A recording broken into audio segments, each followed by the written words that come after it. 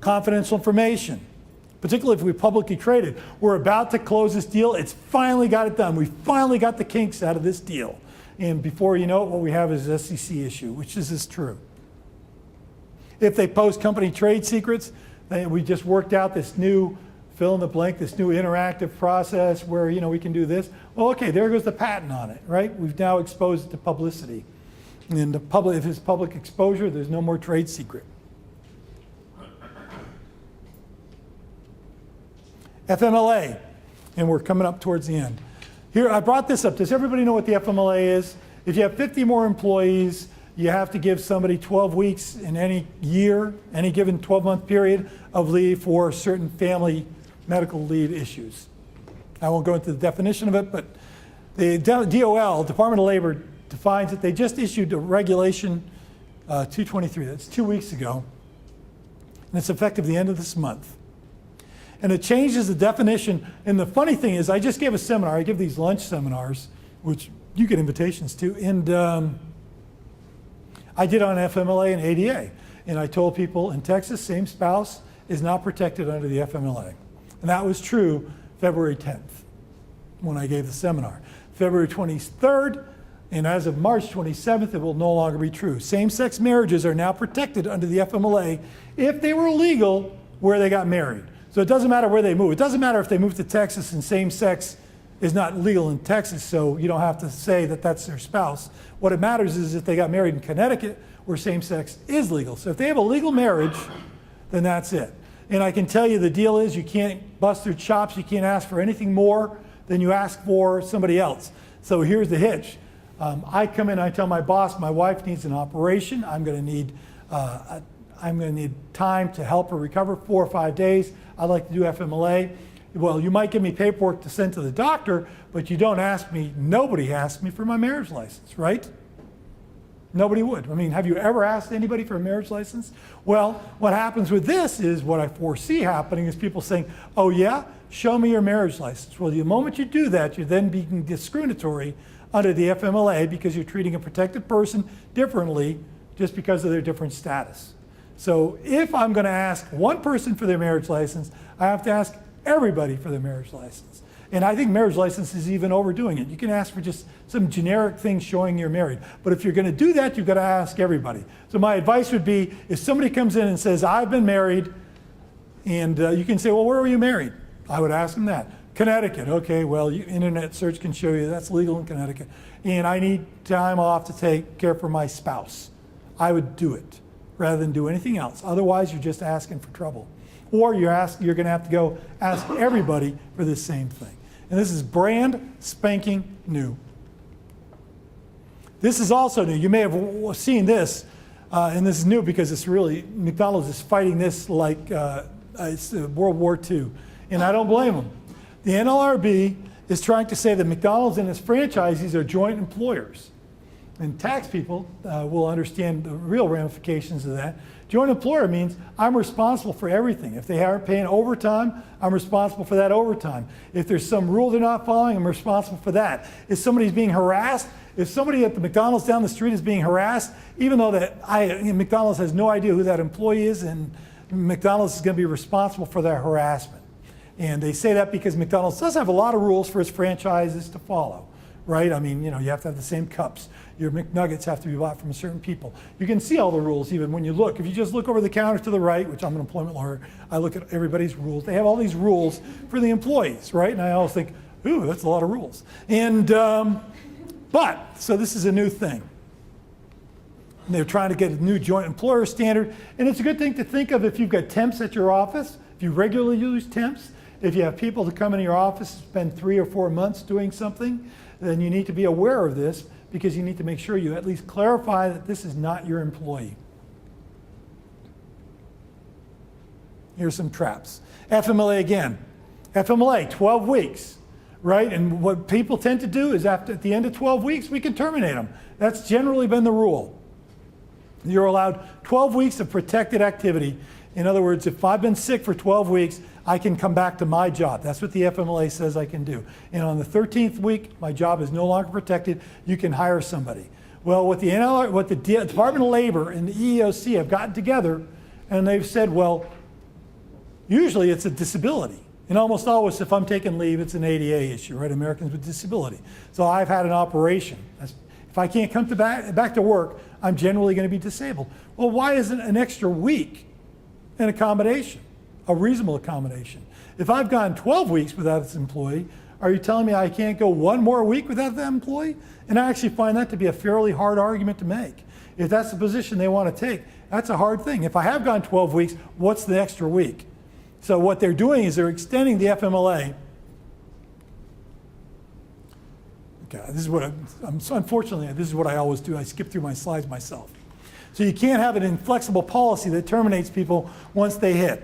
They got a $6.3 million consent decree against Sears because Sears had a maximum 1 year leave policy. A $3.2 million consent decree against Super Value for 1 year maximum disability leave policy. You got to make sure, if you have a written policy, including FMLA, that what it has is that caveat saying, one, except for compliance with law, all applicable laws, and or our ability to accommodate or something like that. We no longer can have a drop dead, get rid of them policy. No, I got to say, Texas is still very much in favor of that, and Texas courts are still doing that.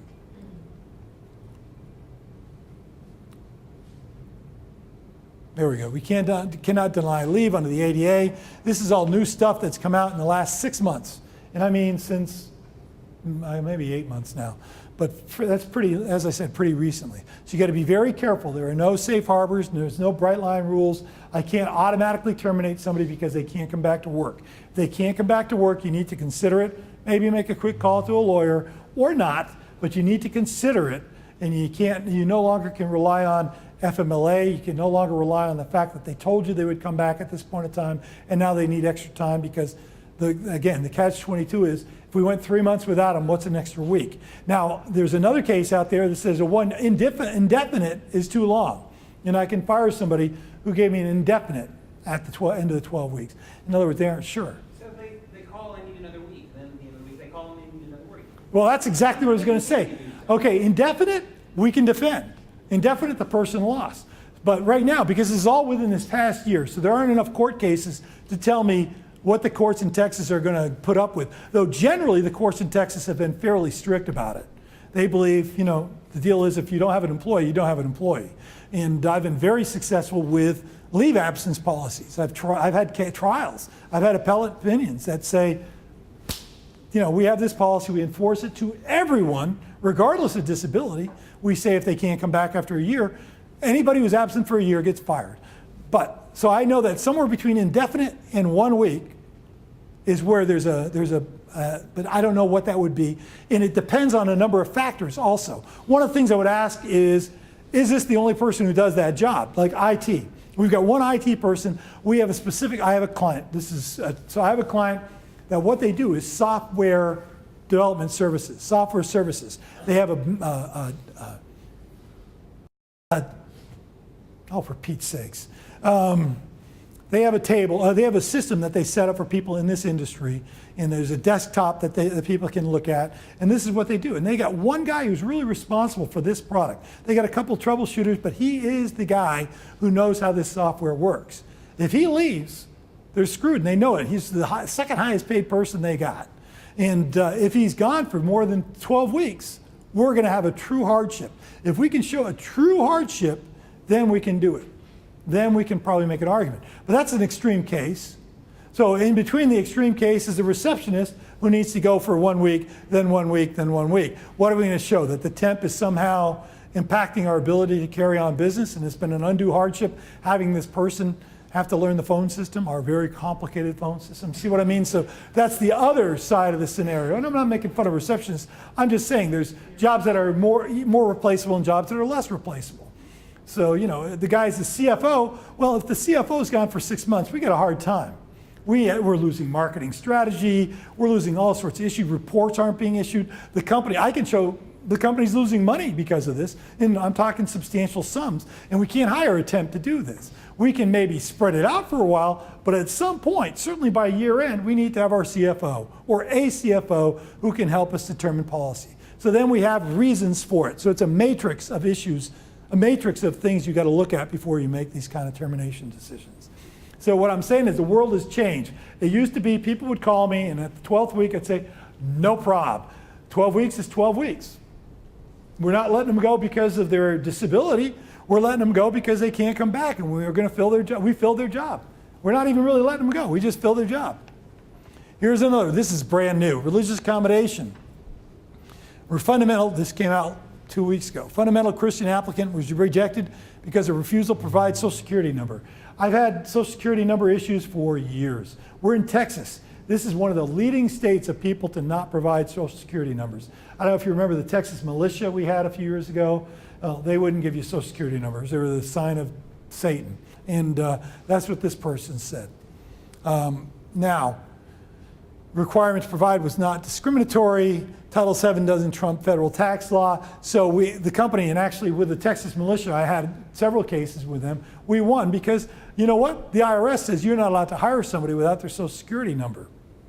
On the flip side, another religious accommodation case, which came out right around the same time, they said this person didn't want to put their hand. We have biometric scanning. It was a government contractor, so you have to put your hand down. They said, I don't want to put my hand down because that's like making an imprint or an image. It's idolatrous, or I forget. The argument was convoluted, but he didn't want to do it. And the company said, well, that's just the way we keep our time.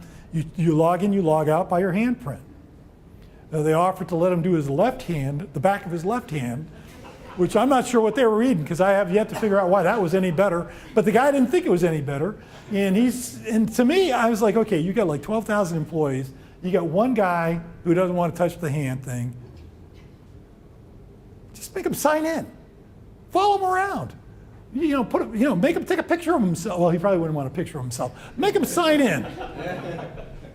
Here you go. One guy will make him sign in. Because really, do you think there's going to be 1 million people who are going to do this? You might get that guy and a couple other guys who think, yeah, if he's not doing it, I'm not doing it either. Because, that's where the black helicopters start to come, is once you start getting that kind of data down, that's when we're really screwed. Well, okay, fine.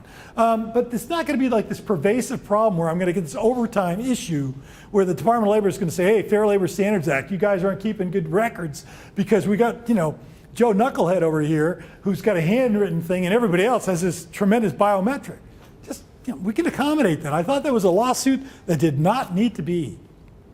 That's my, Greg talked about practical. I pride myself on practical applications. I don't like to get in lawsuits that just seem dumb. And I understand sometimes we take principles. I could talk to you about some lawsuits that are not over a big amount of money, but have, I believe, important principles. But this is not a principle. Biometric hand scan, even though it's cool, and even though we may have spent hundreds of thousands of dollars to implement it, which they did, if the guy doesn't want to do it, and he says he's got an issue with it, a religious issue with it, say, okay. You can even say, okay, Mr. Nutbag, go ahead. Actually, you can't say that. That would be. You can think it, though, and you probably would think it. I've got an employee, there's an employee that what they did is put chips in their employees. So if you want to work there, you get a little chip inserted in the upper arm. Yeah, no lie. And it's because, again, they're a government contractor. They would need to know where everybody is at all times in the facility. And I tell them as a joke, because this is not a joke. And again, my kids are appalled by this whole, I'm like, it's not an invasion of privacy. You voluntarily do it. They're not making you do it. You can go work somewhere else. But if you work here, you got to have a chip. And I said, but it's really good for employee retention because the chip goes in just like with a shot, but taking it out is really painful. Which is not true. Ban the box. Everybody, it depends if you've got multi-state, you need to know. Ban the box is all about criminal convictions. I don't know if you've heard the term. CNN and Fox News is really hot on ban the box. I didn't even know what they're talking about. I was in the Y locker room, ban the box in employment issue. I thought, what is that? Oh, it's criminal convictions, whether or not you can make somebody produce criminal convictions. Some states have rules that say you can't. So should you remove questions about their arrest or criminal conviction? I believe arrest history shouldn't be on there anyway. It falls under things I don't want to know about my employees. The less I know, the better off I am, unless it relates to things. It's like I asked my secretary, she goes, I've got to take tomorrow off. I go, now I've been trained. I say, oh, anything fun is what I say. I don't say, what are you doing? Because I don't want to know. I don't want to know. Oh, yeah, it's a female. I don't want to know this. please don't tell me. I just say, is it anything fun? And she'll go, no, sorry about that. Great, see you Wednesday. LGBT. Okay, sexual orientation or transgendered status. There's charges that are going up because because the charges are rising rapidly because it's happening more rapidly. We get questions about most of the time the questions I get, and I've had this numerous times, is what bathroom they get to use and what are we going to do about it? And almost always we've been able to work it out just through dialogue. Dialogue with the employees sometimes, but dialogue with the particular employee because they're usually pretty well trained and they go through psychiatric counseling. They're set. They just don't want to be shut out. And often if they just get to listen, we had one person, we put a porta potty up, and that was their suggestion. And because I kind of thought that was kind of demeaning. And they said, oh no, it's just easier. We're in a small company, and I don't want to make anybody uncomfortable, and that's the way it worked. But I wouldn't. Okay. The EEOC has got this as one of the EEOC will target different issues. One of the issues they're targeting this year is this transgendered thing. So these are different lawsuits. Sex stereotyping, because it's not necessarily protected status, but what you're doing is just discriminating against them because of their sex, whichever sex it may be at that particular time. Okay, that's it. Any questions? If you do, because a lot of times what happens is I get questions later on, it's a deal of, it's not me, but I got a friend who has this employee who's, and that's okay, because, what I deal with is sometimes mildly embarrassing, sometimes really embarrassing stuff. And so just let me know. If you want a card or you want, the information is on there. If you want to give me a call or drop me a line, go ahead. Thanks very much. I appreciate it.